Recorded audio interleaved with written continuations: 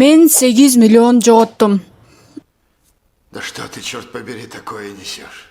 Салам достор, менин атым Асель. Мен азыркы учурда Ничангда жашайм. Бул жакка Юраген KG аркылуу эс алганы келип, жашап калган болчумун.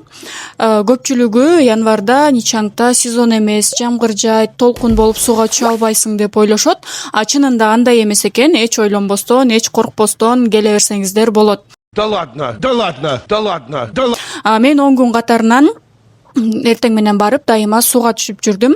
Баары сонун болчу, мага аябай жакты. Суу жылуу, элдер, таң атпай барып түшкөн, баары аябай сонун болчу. Бирок мурдагы күнү баары 1 секундда өзгөрдү. Что за ужас тут творится? Мен 8 миллион донтко чыгым болдум. Биздин сом менен 30 миң сомдун тегереги.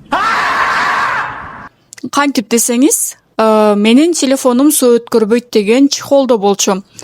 Бирок анда кичинекей жыртык пайда болуптур. Мен аны билбей эле жыргап сууга түшүп жүрө бериптирмин. Натыйжада телефонум иштен чыкты. Себеби аябай туздуу суу электроника үчүн уу экен. Андан кийин эмне болду? Кайда бардым? Эмне кылдым? Жытнамдар мага жардам бердиби же алдаштыбы? Баарын кийинки видеодо айтып берем.